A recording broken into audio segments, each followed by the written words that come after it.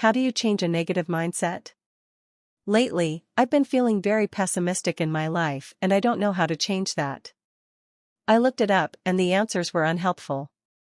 I don't hate my life and I'm not necessarily sad, but I'm also not happy either. Most of the time I feel like I'm merely existing. I don't believe in some great meaning of life and that saddens and scares me. I'm struggling to find a purpose and meaning. Essentially, I want to know if it is possible to change this mindset into a more positive and motivating one. Not a professional, but I used to live in pessimism/cynicism. The journey to change is very personal. This is what worked for me. I started by acknowledging that I wanted to change. From there, it was a slow progression in making numerous little changes that eventually added up. I took on creative hobbies to fill the void of some of the things that no longer serve me. Idle hands are the devil's playground held true for me. As I got busier, left less time to wallow in my own head. Started getting better habits. Stopped eating so much horrible food. Started forcing myself to exercise, especially when I didn't want to. I started forcing myself to at least find the bright side of something, even if I didn't believe it. This felt ridiculously corny at first, but eventually some of it started to stick. Well, this just happened. It stunk. What good thing can come out of this? Eventually I didn't have to force myself as much. Now it comes naturally. I still have moments. Nobody's perfect. This bit was important to me. I gave myself permission to fail. Had a bad day? Bad week? Fine. Get back on. Get back up. Get going again. This all took place over years. Some changes were faster than others. Last but not least, talk about it. With a real person. Especially if you're in a dark place or if you feel suicidal. I've been there. This helps more than it seems to. You got this, fellow Redditor. I'm pulling for you. This is a good write-up, similar to what I was going to say. I'm still struggling a bit with cynicism/pessimism, but I also feel society places too high demands for optimism in general. If you don't love this and have to do that, you're boring and negative.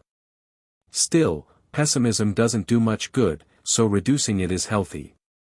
I'd like to add one more thing, stoicism/mindfulness. This has helped me a lot. Just be aware of the traps of too much stoicism. You don't want to become emotionally distanced. It can reduce your presence in situations and your relationships. But being able to take a step back when you feel something negative or catch yourself murmuring is powerful. Try to think things like, am I overreacting? Is this a valid feeling? Do I get anything out of obsessing over this? Or, will this pass soon? Will it feel pointless in a day/week/month/year? I suggest doing something. Not thinking about something. Physically do things, hike, exercise, build something, paint, sculpt, anything. People analyze everything into the ground, it's self-defeating. Eat right, get sleep, do things exhausting. Change you self-defeating habits. Stop staring at your phone, cut down on listening to music and TV, get off Reddit for a while. Observe and participate in the real world. It will work. One thing I've noticed is that a shitty mood is self-reinforcing. It makes me stay in, read shitty news, gripe about being bored or lonely or that the world is going to shit. Whereas going out and taking a walk is not magic, it's an opportunity to notice things that are okay and nice, and that it's possible to take a breath without thinking about that shithead. Most people have the illusion that their top-down conscious control is where changes should be made, probably due to the ideas around talk therapy, but our unconscious is a much stronger force. Actually doing things you unconsciously recognize as meaningful gives the idea of meaning to the conscious mind. Learn to feel grateful. Bills? Means you have utilities. Lots of folks don't. Illness? Means you had health for a long time. Lots of folks don't. Toilet broke? You have indoor plumbing. Yay. Just stop looking at what you don't have, and start looking at who hasn't got what you have. This is against everything advertising teaches you. So it's a hard mental rebellion, but it's worthwhile. Always be suspicious of advertising. I'm having the same struggle as OP, and your reply is, I think, exactly what got me into this boat, and I'm finding it's really difficult to cope nowadays. I used to be grateful. It was difficult for me to become angry or resentful because I knew to appreciate what I had. I grew up this way, and I think that resulted in me never learning how to deal with real stress. Now that one thing after another constantly tries to bring me down, I put a smile on my face and push through it. But that's worn me down very thin now, and I'm finding that since I never learned how to cope, I just get more and more stressed. I became complacent. Being easily forgiving turned me into a pushover. Being eager to please others made me feel like an unappreciated servant. Being humble made me less proud of who I am. All these positive traits have gotten me into this depressing rut, and it's just getting so difficult. Don't worry, I'm not suicidal or anything. I know how depressed I sound. Regardless, I'm quickly learning how hard real life can hit you sometimes, and I just don't know how to move forward. But I do anyway, in the hopes that it will get better someday. But the newfound pessimist in me isn't ready for a long life of feeling let down. Life is a spectrum. Some folks have everything, some have nothing, most have something in the middle. If folks in North Korea in the middle of a famine can find moments of joy, we can too. Real humility won't make you not proud of what you are and what you have accomplished. It'll give you the sense to keep a bit of humor about it, and some perspective so other folks' achievements don't make you envious. Real kindness won't make you a pushover. You can feel compassion and still say no. And forgiveness isn't about letting someone off the hook. You can forgive someone but still know they need to be in jail, unable to hurt others. Something I learned through therapy and an obsession with Darren Brown. Change the narrative. Change the story you are telling yourself. If you have Netflix, watch Darren Brown, Miracle. It's going to seem cheesy, but there is a huge message in the show. Then get his book, Happy. Also, if therapy is an option, go for it. Along these lines, I get teased all the time because I always seem happy and in a good mood. I usually am, but not always, and I think the genuine effort to smile and frame everything positively in my mind is what keeps me happy for the most part. It's really hard to get used to, and I had the benefit of a father who is a master of positive framing and being friendly, but I do have to work on it to keep it going. First of all, I'm happy you have a coping mechanism that fits you as an individual. I would like to see more people in this stage not fake their happiness. It's okay to just be okay. And it's okay to not be okay. You are a composite of your own feelings and emotions. You do not have to fake anything for anyone. I'm more interested in seeing someone just sitting in their own shit and feeling it. It sucks to sit in depression and anxiety and not use alcohol and drugs to cope. But, you choose to just feel it. I challenge you to accept the shit. Sit in it for a while. Be sad. Cry. Be angry. Be upset. You are not obligated to be happy to benefit anyone else. You are you. Your feelings are your feelings, good or bad. The positive framing comes after accepting things how they are. You have a story and you know where you are. Now it's time to change the narrative. Why are you sad? Why are you mad? Address those things and then work on how to manage expectations from there. I think you're missing what I'm saying. I'm not happy all the time or masking real emotions or burying trauma. I am married to a mental health counselor and have been in counseling for periods of time for various reasons myself. Pretending for the sake of others is a fool's errand. It's about reframing the vast swath of negative feelings that have no real basis or outside of immediate control. If my grandfather dies, I sit in it because that's the only real way to get past it. If my coworker says they're unhappy with my performance, I avoid thinking negatively of them or what they're trying to say. I try and take the feedback and apply it, if possible, or discard it, if useless, and move on. If a coworker wants to vent, we vent together, and I try to get them to smile so they come out of it feeling a little better. At least that's how I see what I'm doing. I could be way off. The brain is very complicated, but I feel like I stay out of negative spaces far more often than most people I know. It also has helped me tremendously from a professional standpoint. Although that's because of my field and the fact that negative emotions are stigmatized, but that's the world we live in. I felt similarly in high school, so I searched up tricks to feeling happier and I found one that really helped me. Think of at least one thing that happened every day that made you feel happy or at least felt somewhat positive. It doesn't matter how small it is, maybe you waved hi to a friend that day or learned something new or even just ate something good. Just focus on that one good thing. It sounds kinda stupid, but it helped me shift my focus from all the negative to the positive. Healthy habits are probably the most significant influence on mood. Exercise, even just walking, doing some stretches, or a few push-ups. Diet, eat enough veggies, limit sugar and fat, drink enough water. Social life, make plenty of time to hang out with friends, do activities, just for the fun of it. When I am operating at that baseline, I find that my mood is significantly better. Once the baseline is established, you will be significantly more able to experiment with other ways of improving optimism. I was depressed for a large majority of my life. One day while on the train ride to college, I decided I was tired of feeling down all the time and reflecting too much on the past.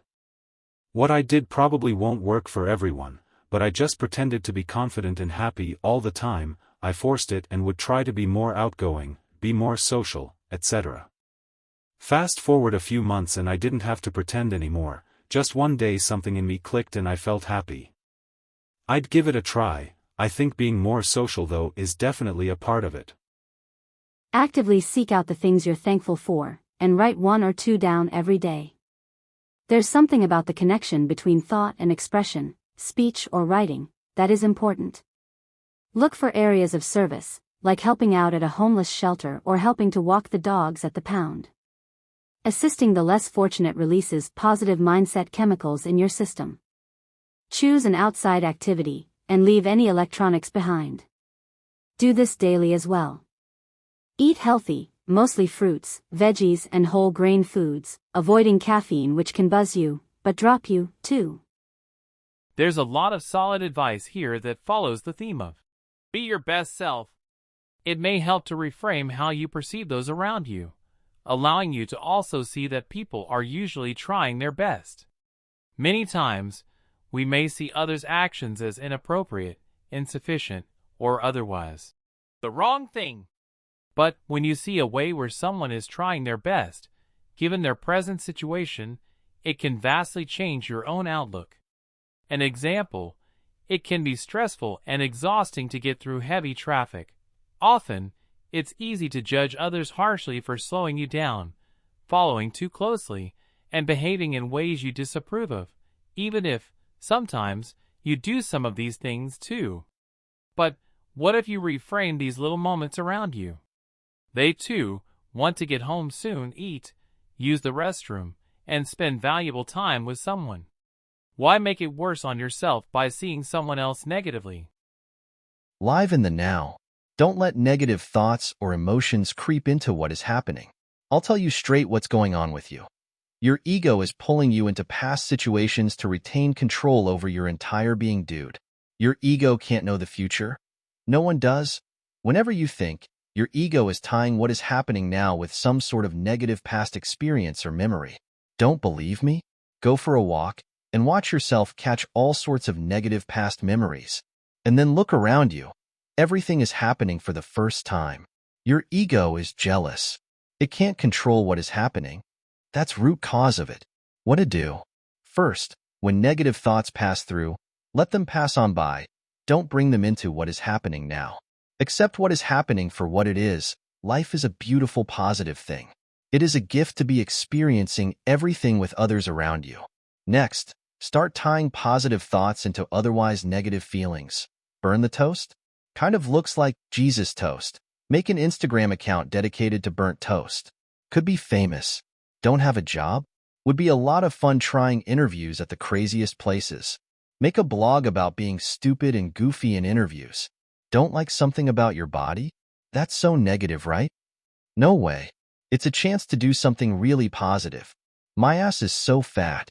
I could shape it really sexy like, and maybe meet some cool people along the way. See where I'm going with this? You control your thoughts, not your ego. And thoughts become real actions. There's a song called Turn Off the News and Build a Garden that strikes home with me. As you/RMRGDR mentioned below, we can change our outlook by avoiding things that bring us down and replacing them with things that are positive. Get away from the things that make us feel depressed and go outside and see the world in a positive light. Take a walk on a sunny day. Heck, do the same on a rainy day. One of the best days in my memory was a hike in a forest on a misty day, following a stream, seeing a salamander slowly creeping along the forest floor, and being with a nice person. We can choose to either focus on the positive or the negative. It's up to us. I do go through cycles of feelings like you have, but I have to catch myself getting caught up with it and consciously change my external stimulus in order to remedy the situation. I'll share with you what helped me. It's a little unconventional and might help you, or might completely fuck you up further, who's to say. But if you're a gambling man with nothing to lose, then, hey, what could it hurt? Buy the short novel, Cat's Cradle by Kurt Vonnegut in paperback. Find a good environment that is familiar and cozy or breathtaking that you won't be bothered by external stressors or stimulus for a solid 24 hours. Supplies like food and drink and music, everything and anything so you'll have no want. Gather what you need to be comfortable those 24 hours. Take a lot, like 5 tabs worth of mushrooms or really good acid. Be alone, and read that book from front to back. Take breaks, drink some wine, smoke a cigarette, and listen to some good tunes. But finish that book by the end of the trip. Worked for me. Oh, and also probably see a professional because I certainly am not, and neither is Reddit, and some asshole telling you about an anecdotal trip recipe that fixed him sure as hell isn't professional advice. But what I got to lose? It's not something you can change overnight, and takes a lot of work. First you have to really think what's causing your negativity and work towards steps to improve. Slow and steady. Some personal background. My new self and my former self are like night and day. Old me was negative, depressed, angry, bitter, and I beat myself up a lot. I hated everything about my life, my body, my looks, having things harder than other people, etc. I was also surrounded by people who constantly complained and were negative too. I had some family who also tried to drag me down with them. My former ex also had rubbed off on me so much my personality was unrecognizable. Basically, I whined about things I could fix, yet did nothing to fix them. I ditched my ex, starting working out consistently, dropped weight, wrote down personality flaws I wanted to work on, wrote goals I wanted to accomplish yearly. I started writing down good things that happened in my day instead of focusing on the bad things. Even if I had such a horrible day, I tried to find even the simplest thing. First, fix things that are in your control within your life. If it's out of your control, there's no need to beat yourself up over it. There's nothing you can do about it. You really are who you surround yourself with. If people around you bring you down, aren't benefiting your life in a positive way, or hurting you, it's time to make hard decisions. Drinking enough water, getting good sleep, eating a decent diet, social interaction, and working out really do play a large part in mental state. Once you build a positive mindset and great self-esteem, no one can break that. I always live by. Hope for the best, but expect the worst. It took me many years to get here. I still have my moments, but it's easier to bring myself back now. I'm certain you can get there too. Smiley face. Exercise, gratitude, and building wins. I struggle with depression, and these, along with prayer, help a lot. For exercise, I prefer running, but I'm getting old and my knees are warning me to knock that off.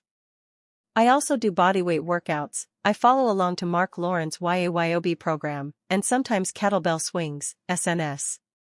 These are full body workouts, generally done in less than an hour, no monthly contracts, very small cash outlay to get started, and they build endurance, which gives me more energy throughout the day, which helps with avoiding negativity.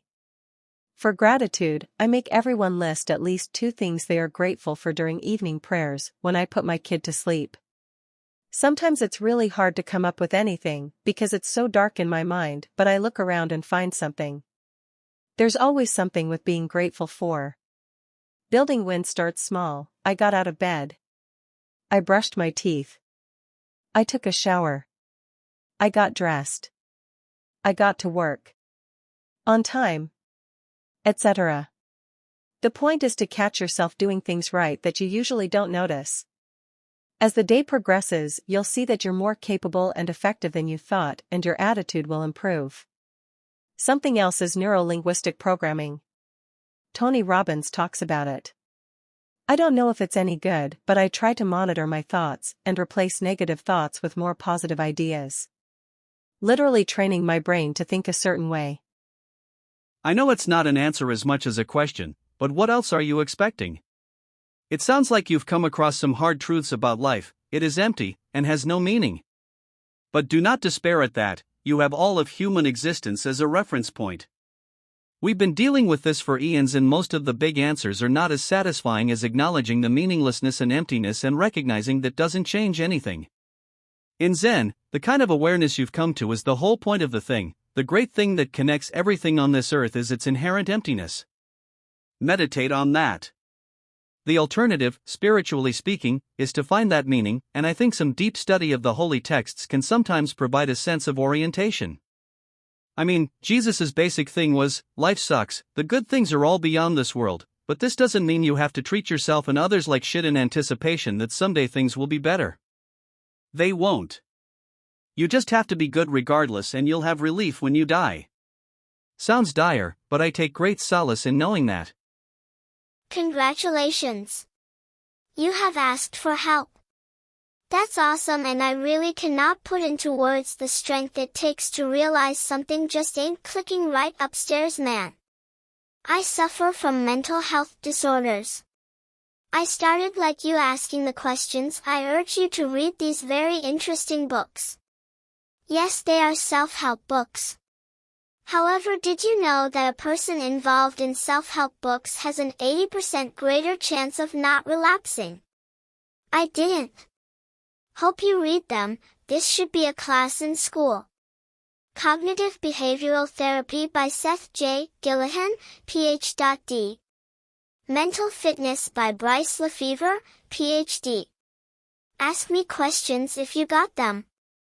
I have been maintaining a truly responsible life thanks to finding a way that helped me understand and find myself. I've used trick to help myself get out of a really dark time.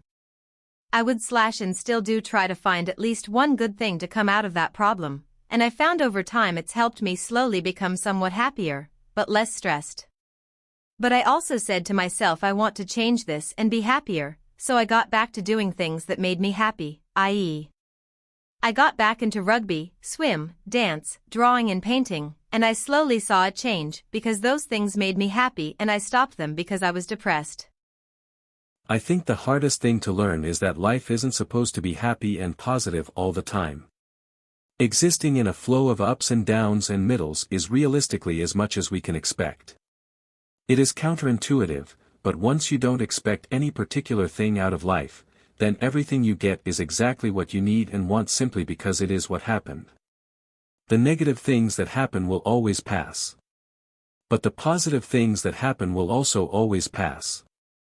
I have found that paying attention to the smaller things and the present moments, even ones that would be considered by most as dull, is gratifying because then you are just there.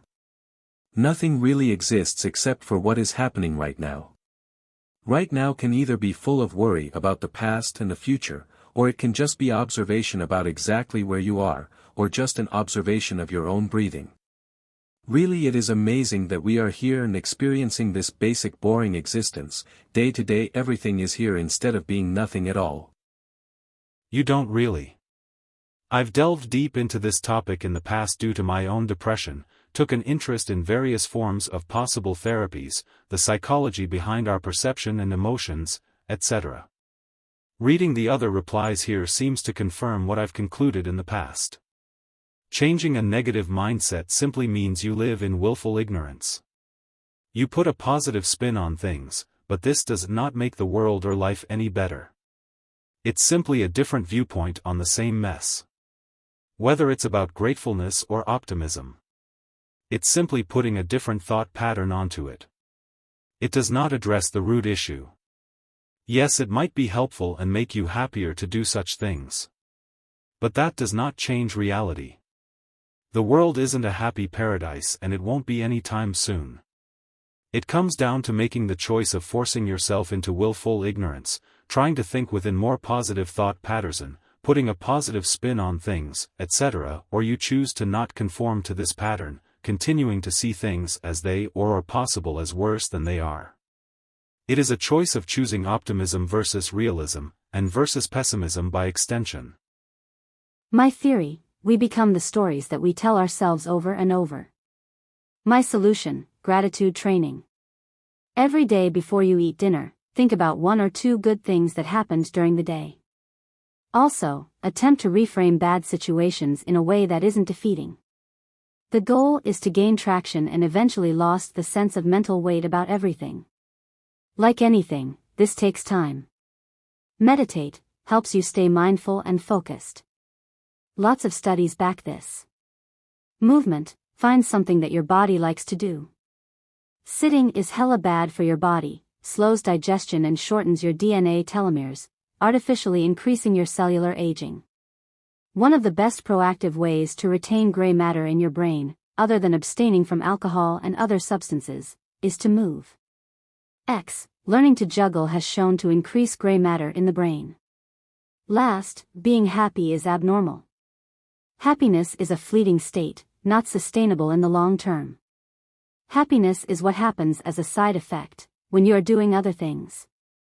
If you are aiming for happiness, and finding meaninglessness, find something that gives you meaning, you may find happiness. A few things I've learned. Don't compare your life to others. Some people just have it better, did less to get it, etc. That doesn't matter to your goals.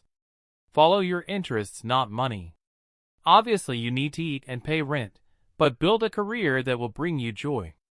It may take time to get there, but it's worth it. Another one of the big ones for me was cutting out the phrase, "I hate underscore underscore underscore underscore underscore." Honestly, do you really hate getting cut off in traffic? Yes, it's annoying, but is it worthy of hate? Finally, and this too is huge, realize there's a never-ending line of shitty people and shitty things in this world. You'll never change it, or even scratch the surface. But you can change how you react to it, and how you're affected by it. By the way, it is my firm belief that for every bad person or thing in this world there are 100 good ones. Learn to appreciate that more than you're discouraged by the 1%. Throw some yoga and meditation in this cocktail, and see how it works. I have the same problem, but I have chronic depression and childhood trauma syndrome. I will spare details. And I resigned from work to health reasons and dispute with boss. I try to get busy. Exercise in gym, take care of my pets. I try to interact with people, go to a restaurant or cafe even alone to get out of the house. I am seeing a psychiatrist to deal with depression. So mostly do something to help people like a charity or a neighborhood association. I usually help with animals like stray cats and dogs because they are mostly ignored in my country.